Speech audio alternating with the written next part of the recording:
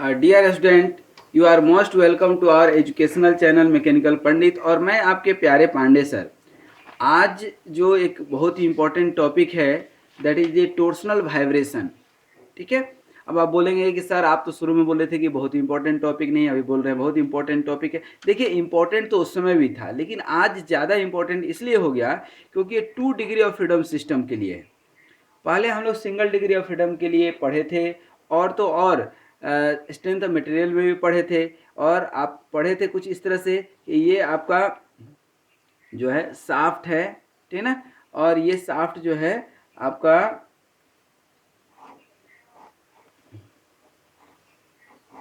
ये जो है यहाँ पर क्या है, ये फिक्स है इधर। और इसको जब आप ट्विस्ट करते हैं, क्या करते हैं, ट्विस्ट करते हैं, ठीक है। तो इसका ये एक्सिस हो गया आपका, इसको ट्विस्ट कर देते हैं। और ट्विस्ट करेंगे तो चूंकि इसमें शियर स्ट्रेस होता है, टोर्सन इक्वेशन आप पढ़ चुके हैं, याद है तो अच्छी बात है, नहीं तो मैं लिख देता हूं। टॉर्क अपन, ठीक ना, tau upon torque upon I P, tau upon R, और सी थीटा अपन एल। तो ये इक्वेशन होता था टोर्सन इक्वेशन। यहाँ पर टोर्सन इक्वेशन दैट मीन्स कि टाउ क्या है, शियर स्ट्रेस, आर क्या है, रेडियस, शाफ्ट का कुछ रेडियस होगा, टॉर्क अप्लाइड, ये टॉर्क जो भी आप अप्लाई कर रहे हैं, आई पी, इसको आई पी बोलते हैं, पोलर मोमेंट ऑफ इनर्शिया, सी क्या है, modulus of rigidity, theta angle of twist. जब ट्विस्ट करेंगे, जैसे यही है, इसको आप जब ट्विस्ट करेंगे तो कुछ चेंज होगा कि नहीं। एक ट्विस्टिंग वाला मेरे पास है, मैं आपको दिखाता हूँ, एक मिनट।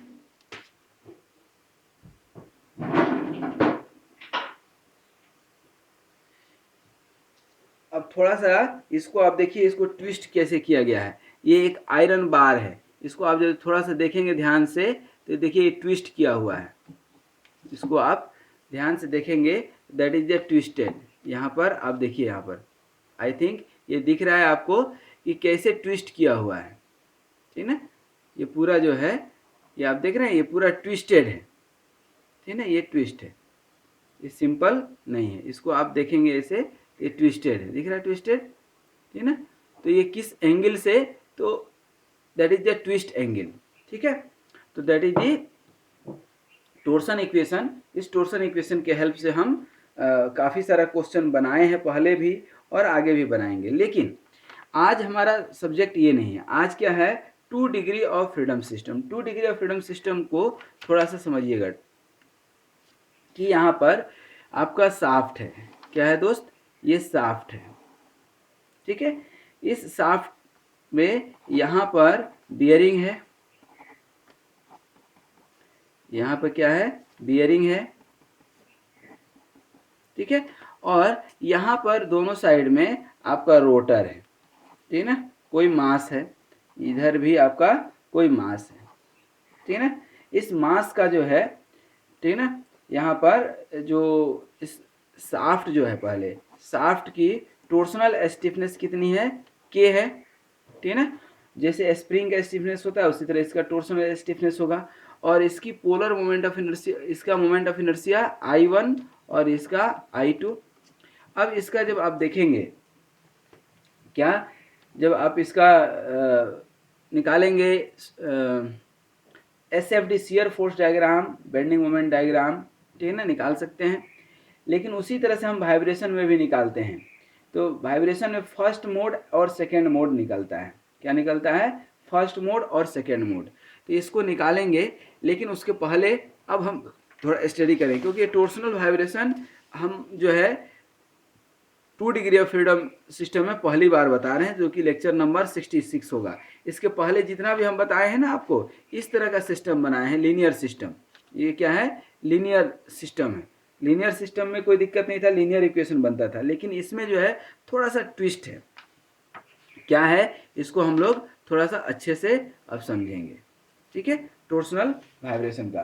तो यहाँ पर जो है आपका 2 मास है, ठीक है ना, मास 1 एंड मास 2, जिसका कि मोमेंट ऑफ इनर्शिया आप निकाले हैं I1 और I2। निकाले क्या है, ये दिया हुआ रहेगा, ठीक है ना। और ये जो है आपका साफ्ट है A और B मान लीजिए, ठीक है ना। और यहाँ पर जो एंगल ऑफ ट्विस्ट है, एंगल ऑफ ट्विस्ट है, तो ये भी ट्विस्ट होगा, जैसे ये ट्विस्ट हुआ है, ये एंगल ऑफ ट्विस्ट, इसका थीटा निकलता था, थीटा है कि नहीं, तो यहाँ पर इसका एंगल ऑफ ट्विस्ट क्या हो जाएगा, थीटा 2, और यहाँ पर क्या हो जाएगा, थीटा 1। तो एंगल ऑफ ट्विस्ट यहाँ पर थीटा 1 और थीटा 2। अब यहाँ पर इक्वेशन लिखेंगे, और ध्यान दीजिएगा ये फोर्स्ड वाइब्रेशन नहीं है, फ्री वाइब्रेशन है, ठीक ना। तो इक्वेशन लिखेंगे फॉर ईच रोटर, यहाँ पर क्या लिखेंगे, equation of motion for each rotor, दोनों के लिए लिखेंगे फॉर ईच रोटर। तो क्या हो जाएगा, ध्यान दीजिएगा, सिमिलर इक्वेशन जैसे यहाँ पर लिखते थे ना आप, एक मैं आपको दिखा दूं, ये लिखते थे सिंगल डिग्री ऑफ फ्रीडम के लिए mx double dot c x dot plus k x equal to F sine omega t. यहाँ पर डैम्पर है नहीं, ध्यान दीजिए, यहाँ कोई डैम्पर हम एज्यूम नहीं किए हैं, स्टिफनेस जरूर एज्यूम किए हैं, इसके साथ डिस्प्लेसमेंट आता था, और यहाँ पर जो डिस्प्लेसमेंट होगा क्या होगा, एंगुलर डिस्प्लेसमेंट, ठीक है। तो इसको अब थोड़ा सा हम लिख लें, क्या लिखेंगे, ध्यान दीजिए, पहला I1 मास 1 के लिए I1 क्या हो जाएगा, थीटा 1 डबल डॉट और प्लस के और theta 1 minus theta 2 equal to 0, ये इक्वेशन नंबर 1 हो गया। और ध्यान रखिएगा यहाँ थीटा 1 इक्वल टू क्या लिखेंगे, चलिए थीटा 1 डिस्प्लेसमेंट है, थीटा 1 डॉट वेलोसिटी होगा, और थीटा 1 डबल डॉट एक्सेलरेशन होगा, एंगुलर एक्सेलरेशन, ठीक है। और इसी तरह मास 2 के लिए क्या निकालेंगे, ये 2 मास के लिए I2 और theta 2 double dot plus K और थीटा 2 माइनस थीटा 1 हो जाएगा इक्वल टू 0, ये हो जाएगा इक्वेशन नंबर 2, हो जाएगा कि नहीं।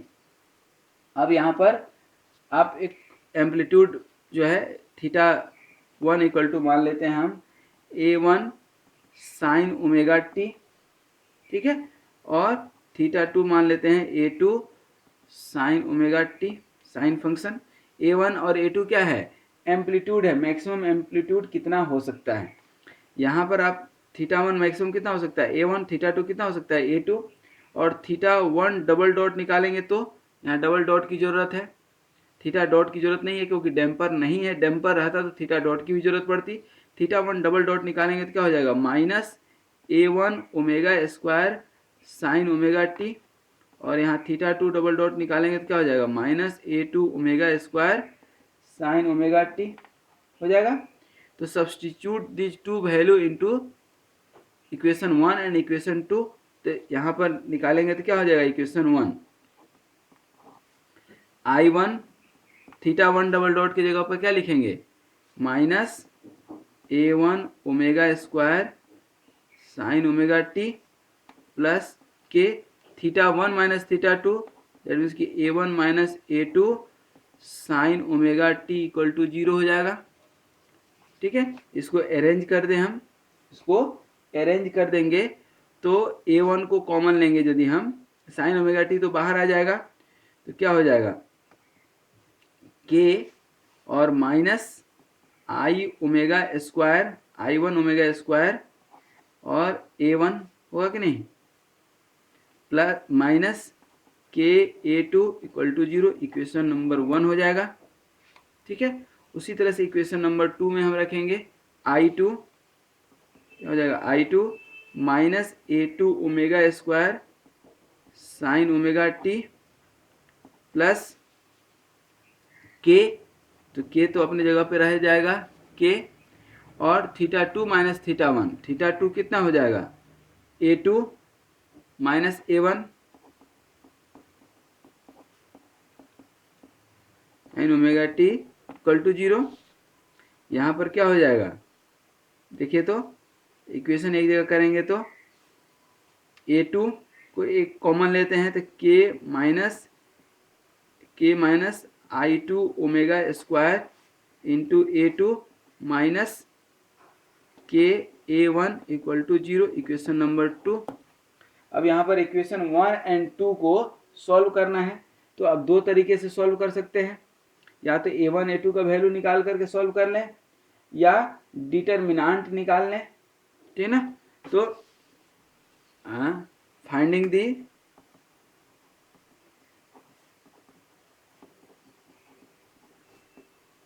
Determinant of a1 and a2, तो क्या हो जाएगा यहाँ पर a1 की जगह पर क्या होगा दोस्त बताइए, तो यही होगा ना k minus i1 omega square, और a2 की जगह पर माइनस k, और यहाँ पर a1 की जगह पर तो ये था, यहाँ पे a1 की जगह पर क्या है माइनस k, और a2 की जगह पर क्या हो जाएगा k minus i2 omega square, सही है, और इक्वल टू 0।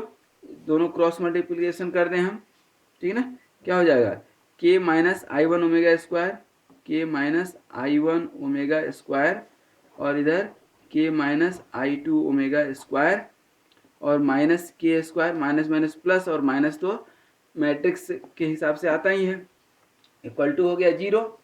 इसको अब हम सॉल्व कर दें, सॉल्व करेंगे तो क्या हो जाएगा के स्क्वायर माइनस के i2 ओमेगा स्क्वायर माइनस के i1 ओमेगा स्क्वायर, ठीक है, और ये minus minus plus i1 i2 omega to the power 4 minus K square equal to 0।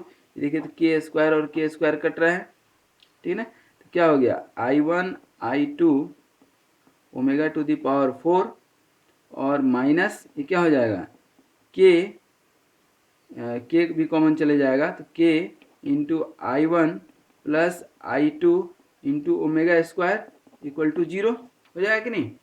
अब यहाँ पर ध्यान दीजिए, तो ओमेगा स्क्वायर कॉमन चले जा सकता है, तो i1 i2 omega square minus के i1 plus i2 equal to 0, क्योंकि ओमेगा स्क्वायर कॉमन ले लिया आप, ठीक है ना। और जैसे ही ओमेगा स्क्वायर आपने कॉमन ले लिया, क्या ओमेगा स्क्वायर जैसे ही आपने कॉमन ले लिया, ठीक ना, तो क्या हो जाएगा दोस्तों, या तो ये वैल्यू आपका 0 होगा, या तो ओमेगा स्क्वायर 0 होगा, ठीक ना, या ये वाला अंदर वाला 0 होगा, ठीक ना, दो में से कोई एक तो 0 होगा। तो इक्वेशन क्या हो जाएगा अब i1 i2 omega square minus के और i1 plus i2 equal to 0। तो यहाँ ओमेगा क्या हो जाएगा k और i1 प्लस i2 अपन i1 i2 का स्क्वायर रूट। ये दो वैल्यू आपका निकला, एक तो आपका 0 निकल गया, कोई दिक्कत नहीं है, दूसरा ये निकला। और इसमें जो है कंडीशन क्या निकलेगा कि लेट यदि आप ये मान लेते हैं कि i1 इक्वल टू i2 हो, मतलब कि ये जो है आपका जो आपका ये मास है, इन दोनों का मोमेंट ऑफ इनर्शिया सेम हो, तो क्या हो जाएगा, ठीक है ना, क्या हो जाएगा ओमेगा इक्वल टू ये 2k i1 plus equal to i2, और ये नीचे में इक्वल टू i मान लीजिए k अपन i, ये क्या हो जाएगा 2k अपन i, ठीक है। तो ये आपका क्या निकल गया फ्रीक्वेंसी। अब इस फ्रीक्वेंसी को आप एम्पलीट्यूड वाले किसी भी इक्वेशन में रख सकते हैं, ठीक है ना, इसमें रख सकते हैं ओमेगा का वैल्यू एक बार, यहाँ 0 रखेंगे यदि आप, ठीक है ना, किसी भी एक इक्वेशन को आप पकड़ लीजिए, ठीक है ना, तो आपका वैल्यू निकल जाएगा। मान लीजिए इक्वेशन 1, ठीक है ना, इक्वेशन 1 अभी आपके सामने लिखेंगे, उसके बाद जो है हम डिस्कस करेंगे कुछ। k minus i1 omega square क्या है, k minus i1 omega square into a1 minus के a2 है इक्वल टू 0 है। अब यहाँ पर ओमेगा का वैल्यू 2 निकला है, एक ओमेगा आपका यहाँ पर 0 निकला था और एक आपका ये निकला है। जब 0 रखेंगे तो ये 0 हो जाएगा, तो क्या हो जाएगा के a1 इक्वल टू के a2, दैट मीन्स कि a1 equal to a2, a1 equal to a2 when omega equal to 0। अच्छा, जब ओमेगा का value square root 2k by I रखेंगे तो क्या होगा, देखिए k और ये i1, तो i हो जाएगा, i हम एज्यूम किए हैं यहाँ पर, ठीक है, 2k अपन i रखेंगे, 2k अपन i, ठीक है, और a1 माइनस के a2 इक्वल टू 0।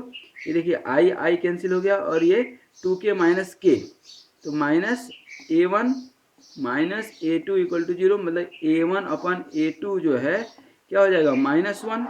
A1/A2 क्या हो गया -1। तो जब माइनस होगा, कहने का मतलब है कि एक बार ये क्या होगा इक्वल होगा। फर्स्ट मोड, ये दो फ्रीक्वेंसी मतलब first mode of frequency, second mode of frequency, ये ω1 कर लीजिए, ये ω2 कर लीजिए। तो एक बार में ये इक्वल आएगा एम्पलीट्यूड, और नेक्स्ट टाइम में ये दोनों एक दूसरे के इक्वल एंड अपोजिट आएगा। कैसे, ध्यान दीजिए, यहाँ पर हम बना करके आपको दिखा देते हैं। यही आपका रोटर था। अब यहाँ पर आप यदि फ्रीक्वेंसी निकालेंगे तो क्या हो जाएगा, ये हो गया आपका शाफ्ट, ठीक है ना। दैट मीन्स कि यहाँ लिख दीजिए when omega equal to 0, first mode of frequency, ठीक है ना। क्या बोलेंगे इसको, फर्स्ट मोड ऑफ फ्रीक्वेंसी, ठीक है ना। तो यहाँ पर क्या हो जाएगा A1 इक्वल टू A2। अब ऊपर लेंगे, दोनों जो प्लस में आएगा तो दोनों प्लस में आ जाएगा, और ये आपका फर्स्ट मोड ऑफ फ्रीक्वेंसी है। माने A1 और A2 दोनों क्या हो जाएगा बराबर होगा। कब, जब ω_n 0 होगा, ठीक है ना। अब ω_n का दूसरा एक वैल्यू क्या निकला है, √2k/i, यहाँ निकाले हैं आप 2k/i। तो इससे क्या आया है माइनस, मतलब आपका शाफ्ट तो यही है, देखिए यहाँ पर ये शाफ्ट जो है आपका तो यही है, लेकिन यदि A1 इधर गया है तो A2 कहाँ जाएगा नीचे, और ये जो अब आपका बनेगा ये कुछ ऐसा बनेगा, ठीक है ना। तो ये कब बना, जब ω_n equal to √k(i1 + i2/i1 × i2 है, या i1 इक्वल टू i2 यदि आप लिखेंगे तो क्या लिखना पड़ेगा, √2k/i, ठीक है, होगा कि नहीं। और जहां पर ये A1 और A2, ठीक है, ये क्या हो गया एम्पलीट्यूड, और ये भी क्या है एम्पलीट्यूड। अब यहाँ पर देखिए साइन चेंज हो रहा है कि नहीं। तो ये लेंथ मान लीजिए क्या हो गया L1, और ये क्या हो जाएगा आपका L2, मतलब टोटल लेंथ L में से इसको आप माइनस कर देंगे, L2 निकल जाएगा। तो जहाँ पर आपका amplitude the value of frequency या द जो है इसको आप क्या बोलेंगे, the angular displacement of the rotor are inversely proportional to their inertia, and जो है यहाँ पर इन्वर्सली प्रोपोर्शनल तो है ही, साथ में एक चीज आप देखिएगा कि जिस पॉइंट पर फ्रीक्वेंसी क्या हो गया 0 हो गया, the value of frequency eight which the amplitude is 0, the value of frequency, इसका कुछ वैल्यू तो होगा जिसके चलते यहाँ पर A1 और A2 क्या हो गया, दोनों 0 हो गया। और ये साइन चेंज कर रहा है, A1 जो है पहले घटते गया और इधर A2 के बराबर आ गया, मतलब कि ये 1 से A1 इक्वल टू -A2 है, ठीक है। तो जहाँ पर आपका जो है साइन चेंज होता है, इसको हम लोग बोलते हैं नोड। क्या बोलते हैं, इसको बोलते हैं नोड, ठीक है। तो ये था हमारा टोर्सनल वाइब्रेशन का बेसिक ही नहीं बल्कि वेरी इंपॉर्टेंट कॉन्सेप्ट। और ध्यान रखिएगा, इसको बोलते हैं फर्स्ट मोड शेप। क्या बोलते हैं, फर्स्ट मोड शेप, और इसको बोलते हैं सेकेंड मोड शेप,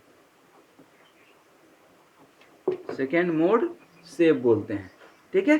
तो ये जो है टोर्सनल वाइब्रेशन में आपको हमने समझाया कि सिंगल डिग्री ऑफ फ्रीडम का कॉन्सेप्ट समझा दिए, टोर्सन इक्वेशन बता दिए, और ये टू रोटर, चूंकि 2 डिग्री ऑफ फ्रीडम को लेकर के चले हम, तो ये 2 रोटर से जो है किस तरह से इक्वेशन से हम निकालेंगे, ये इक्वेशन यहाँ पर लिख करके, ठीक है ना। इक्वेशन लिखते आना चाहिए, ध्यान दीजिएगा इसमें डैम्पर नहीं लिए हैं। क्रिटिकल स्पीड जब पढ़ाए थे सिंगल डिग्री ऑफ फ्रीडम में तो वहाँ पर डैम्पर लिए थे, लेकिन यहाँ पर अभी ज़रूरत नहीं है। तो यहाँ पर ये थीटा हो गया, ठीक है।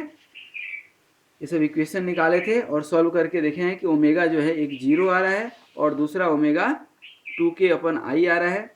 और इससे हम देखे थे कि जब ओमेगा 0 होगा तो दोनों एम्पलीट्यूड सेम होगा, और जब ओमेगा का वैल्यू सेकेंड मोड वाला लेंगे, मतलब ओमेगा का वैल्यू व्हेन ओमेगा का वैल्यू क्या हो जाए 2k/i, तब जो है ये दूसरे के अपोजिट होते हैं, और ये हमने यहाँ पर फिगर ड्रॉ करके बता दिया।